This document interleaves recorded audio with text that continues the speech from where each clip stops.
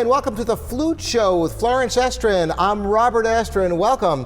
Today's first of a two-part series on tonguing on the flute.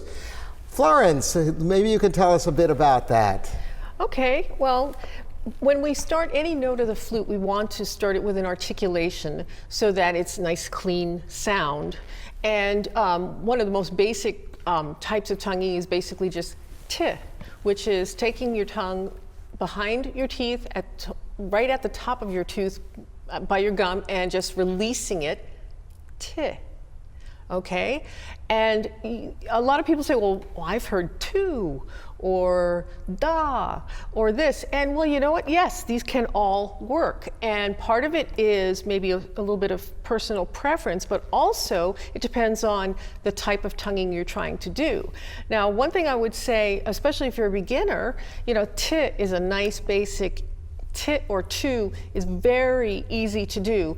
But when you get to the low notes, sometimes they're too strong and they pop the notes. So then maybe you want to do da, da, da, da, because you're using the tongue further back in your mouth. It doesn't, yes, it doesn't end up creating such a harsh attack.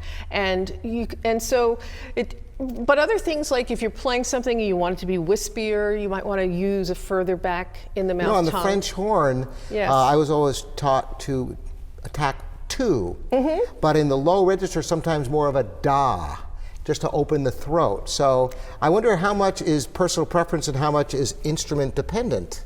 Like on a reed instrument, sometimes the tongue has to come in contact with the reed, right?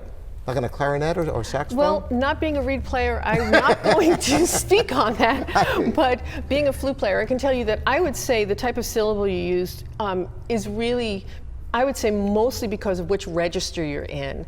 So like I might use a tu in the middle register, a t, t, t, t, more for a higher note, and a da or a da for the low notes. And that really helps get them out. Now the other thing is, if you have, say, a fairly quick tonguing passage that is not quite quick enough to double tongue, that can be a very big challenge, because you really want to use that single tongue because it is a cleaner sound. It's a better sound than a double tongue, but double tonguing is great when you have to go faster than you can go with single tonguing, because you just need it.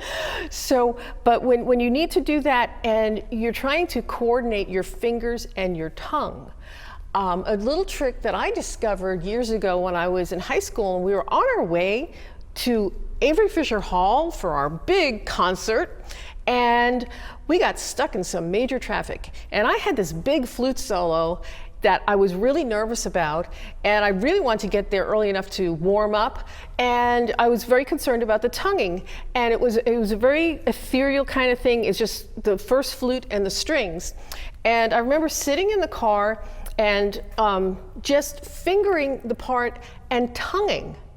So, you know, just and moving my fingers. Huh? And it was interesting because it made you really think harder about what you were doing. And it was very interesting because the next time I got to play that solo was actually playing it as the performance was happening. And it was the best I'd ever done it.